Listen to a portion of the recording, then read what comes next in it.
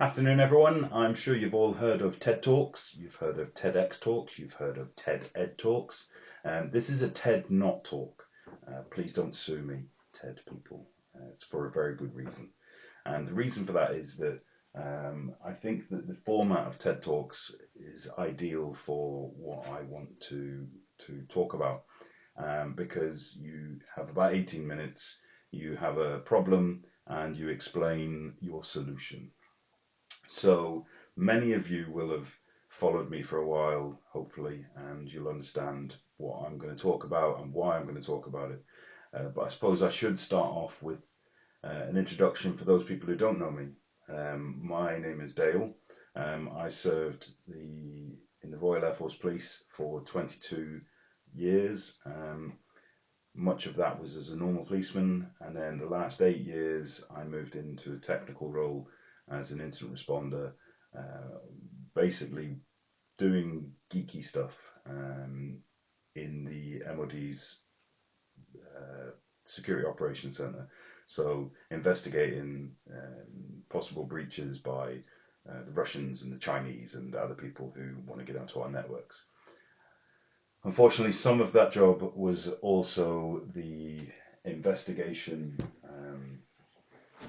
of criminal web browsing sessions that were conducted by people on the networks.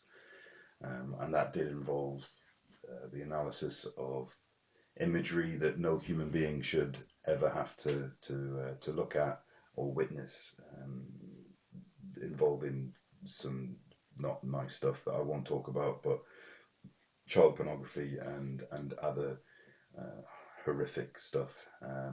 So that's why I have the passion I have now in trying to rid the world of that, and to educate people about these things and how to protect their children. So I was medically discharged from the Royal Air Force in 2019 with complex post-traumatic stress disorder. Um, Due to the nature of mine and various other factors, this is something that I will have for the rest of my life. I will battle daily with for the rest of my life, and those around me will have to deal with for the rest of their lives. I do have medications, some wonderful array of pills that do help, but definitely don't cure. And I've been through all the different gambits of therapy that are available, and continue to go back to them as and when I need to. But the two mainstays in my life, my wife Colleen, she's been with me through the good and definitely the bad. We've been married for just over 18 years now, together for 20, and she is very much my rock. She has saved my life on more than one occasion of that, I'm sure. Um, and I thank everything that is that I am for her being in my life. Um, Around the time that I was diagnosed, we also introduced into our life Leffy, who many of you will have seen on my virtual pet therapy posts. Leffy's a French bulldog, and he turned 5 on Sunday. He is what I would describe as my pebble. My wife's my rock. He's definitely my pebble because he is not a PTSD therapy dog, but his ability to sense when his daddy might be being triggered or about to have an episode, he will just come and sit beside me. Um, he will place his paw on my arm or on my leg, and he will anchor me back into reality, and has also saved me from some very dark moments. So those are the two sort of main things in my life that basically my reason for getting up every day. And sometimes, you know, when I can't get up, they're both still there to get me through. Um, that's basically it on in regards to who I am, and sort of I'm why I'm passionate about what I'm going to talk about. So the problem. The problem I'm going to break down into a couple of bits. The first one is that, oh, in fact, before that, I'll talk about stranger danger. And when us old people were growing up, stranger danger was very simple. It was very easy to talk about. People talked about it to kids all the time. They talked about it in schools. Families talked to their kids about it because they understood it. They understood that taking sweets off a stranger, talking to strangers, getting into strangers' vehicles, these were all bad things. Run away, go to a place where there's people and get their attention. Easy. Um, Technology has really complicated matters when it comes to that because human nature dictates that if you don't really understand something, I'm going to ignore it. If I ignore it, then it'll go away, and then I won't look stupid. That's fine. Normally that's fine to do that, but when you're talking about the safety of children, that is not fine. You need to understand what your kids are doing online, what they're doing with the device that you throw at them to keep them quiet. You need to understand what's happening behind that screen, because stranger danger for a predator back when we were growing up, predator, paedophile, whatever term you want to use for them. I have several that I won't use on this video, but it was a high risk venture for them back in the day because of the fact that everyone talked about it, everyone educated about it, and they had to actually physically try and get a child. So it was high risk for them. They could be seen at any point. They don't have that anymore. We still have normal stranger danger, but now we have a technical online cyber stranger danger, and that allows them to groom your child over weeks, maybe months, a year. They can build a relationship with a child, have the same interests as them, the same passions as them, and they are portrayed as Johnny, aged 14 from two towns over. You can't even rely these days on a video call with them or the like because technology again has come along in leaps and bounds to the fact that you can deep fake a video. You can alter the voice of anyone on an audio recording. So the only thing you can rely on is if you physically know that person before and you've continued that relationship online. That's the only way that you're ever going to know that's who you're talking to, and be content with that. So you can see now that they have this ability to hide online, choose their targets, and build that relationship with them to the point that the first you will ever know about it might be when your kid goes to meet Johnny, age 14, from two towns over, and they're never coming home again. And that's the blunt reality of it. That if you don't take an interest in what they are doing online, on that little screen that you've thrown at them to keep them quiet, because that's what we do these days. It's a pacifier.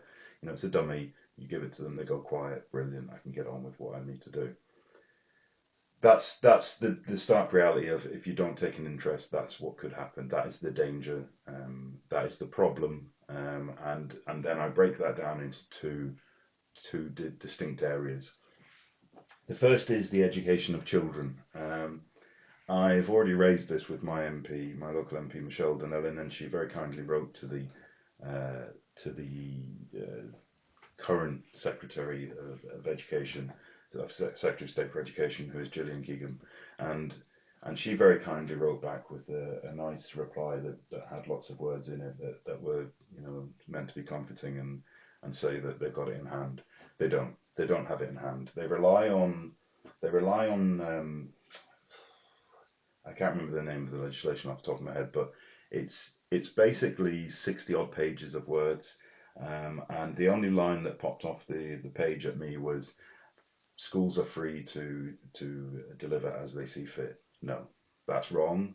That's wrong on so many levels, not least because teachers are already under a lot of pressure to deliver the core lessons and to be able to deliver those lessons.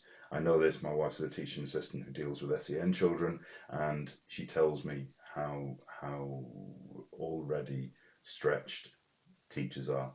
So this is not something that the government should be palming off on schools and on teachers.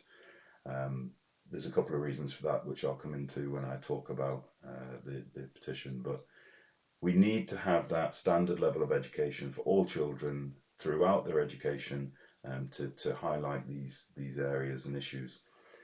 The other area is adults, and adults. The problem is that as I say, it's an area of technology, an area where a lot of people will struggle with understanding the concepts, and that's where the danger lies, in that they won't want to look stupid, so they'll ignore it. So we need to do a much better job at educating parents as well, of how to do this, and how to understand it, and how to protect the children. So that's why I've been doing stuff around this subject now for, probably coming up for 10 years, where I've done my YouTube channels, I've done my blogs to try and help educate people in the simplest terms of what the dangers are, and what's out there to help them protect their kids for different apps, and just in general online. And the biggest thing I've always said is communication is the most important core tenet of that, and be able to talk to the children, and let them know that they can come to you if they feel something's not right. If you don't have that communication with them, they're going to look for their answers elsewhere, and that's going to involve them going online and looking for the answers there, or talking to their friends who have the same level of knowledge as they do.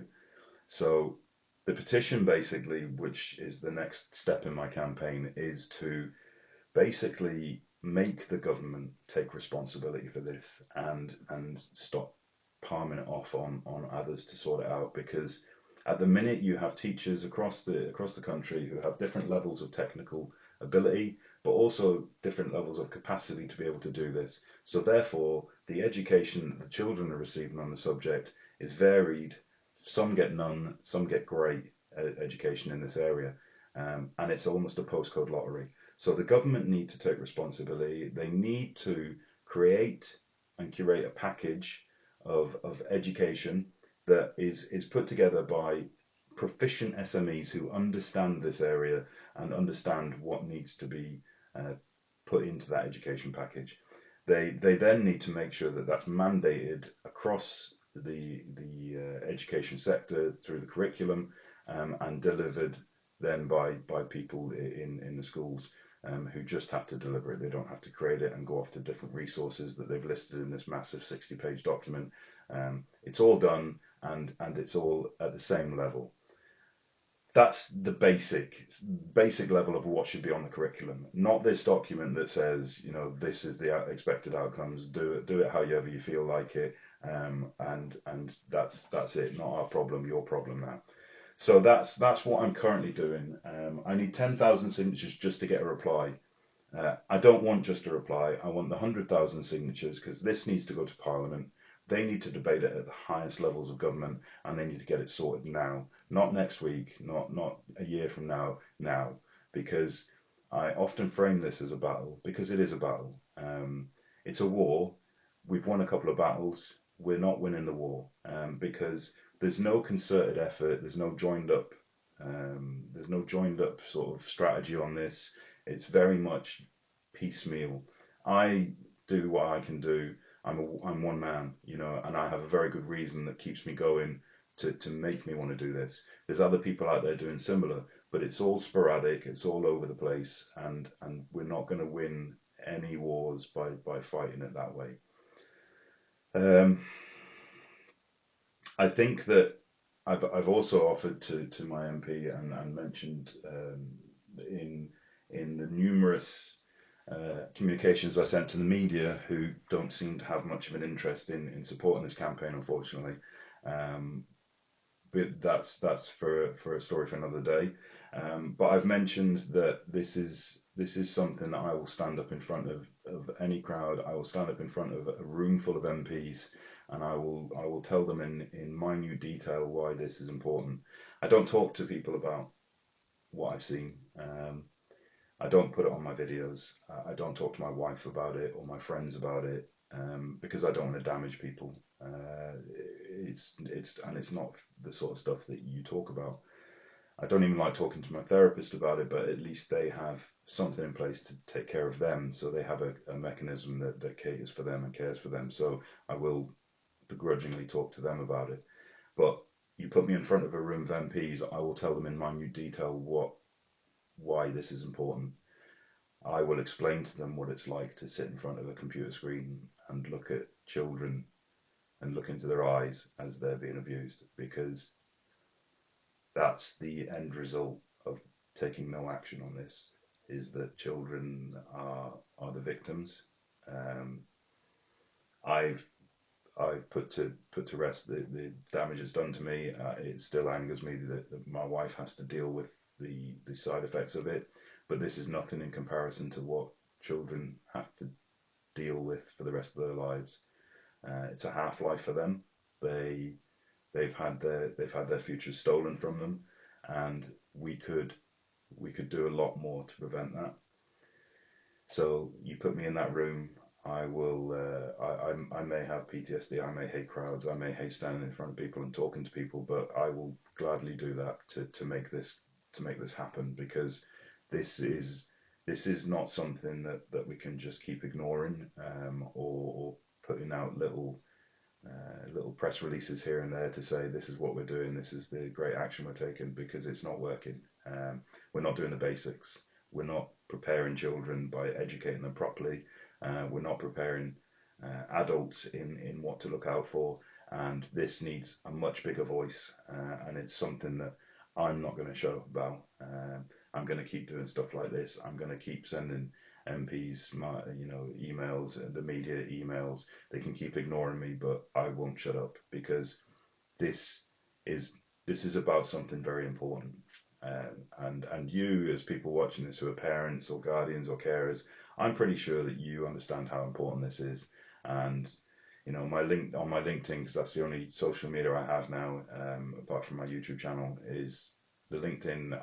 I lost it a couple of weeks back because the petition, only had like 150 signatures on it. So I threw my teddies out. Lots of people did, uh, did then come out and support it, and last time I checked earlier, it was up to 650. It's nowhere near the 10,000, the 100,000 that's needed. There's no support from the media. I've had a couple of replies, but they weren't really interested after the fact that they couldn't talk about my experiences in the past, because that wasn't the main role of it. And I won't say any more on that because I'll get in trouble. But yeah, I want you as a community to get around this, to get this out on your social medias, get to the link with the petition, sign it, share it, talk about it, get it on all your social media platforms. Support this, because I don't want more kids to end up on someone's computer screen. I don't want other people having to analyze this crap. I don't want other families to have to deal with the after effects of child abuse, because it's not something that belongs in this world, in this technological world we have now, where we could probably flick switches to stop a lot of this production of this and storage and sharing of this, but we don't do that. But the very basics we can do is educate people about what's out there, let them know what's out there, and arm them to be able to protect their children against it. If you don't agree with that, then you're a very different person than me. But if you do agree with it, support it, get it out there, write to your MPs, do whatever you need to do to get people talking about this, and support a campaign that actually means something. Thanks for your time, and hopefully we'll get this over the line. Take care.